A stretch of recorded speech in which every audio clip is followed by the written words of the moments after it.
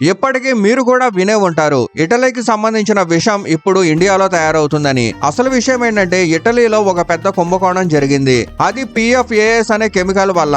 ఈ కెమికల్ ను ఇటలీలో పూర్తిగా బ్యాన్ చేశారు. కానీ అదే కెమికల్ ఇప్పుడు ఇండియాలో బలవంతం లేకుండా తయారవుతుంది. PFAS అనేది ఒక ఫరెవర్ కెమికల్. అంటే ఒకసారి తయారైతే అది సహజంగా నశించదు. ఇటలీలో ఒక కంపెనీ ఈ కెమికల్ ను సరిగ్గా హ్యాండిల్ చేయలేదు. ముఖ్యంగా మీటైన్ అనే కంపెనీ కారణంగా పెద్ద వివాదం అయితే వచ్చింది. దాంతో ఆ కంపెనీని బ్యాన్ చేశారు. ప్రస్తుతం ప్రపంచవ్యాప్తంగా PFAS కెమికల్ పైన కఠినమైన రూల్స్ అమల్లోకి వస్తున్నాయి. కానీ మన ఇండియాలో నాయకుల్లో ఈ విషయంలో అవగాహన కొంచెం తక్కువగానే ఉంది.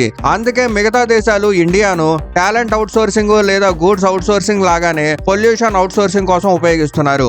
ఎందుకంటే ఇక్కడ PFAS లాంటి కెమికల్స్ పైన సరైన రూల్స్ లేవు. ఇప్పుడు అసలు విషయం ఏంటంటే, PFAS కెమికల్ ఇండియాలో తయారవడం మాత్రమే సమస్య కాదు. PFAS అనేది చాలా ఇండస్ట్రియల్ ప్రొడక్ట్స్ లో ఉపయోగిస్తారు. సమస్య ఏంటంటే, చాలా కంపెనీలు దీన్ని తయారీ ప్రాసెస్ ను సరిగ్గా కంట్రోల్ చేయలేకపోతున్నారు. రిజల్ట్ గా ఈ కెమికల్స్ డైరెక్ట్ గా పర్యావరణంలోకి వదిలేస్తున్నారు.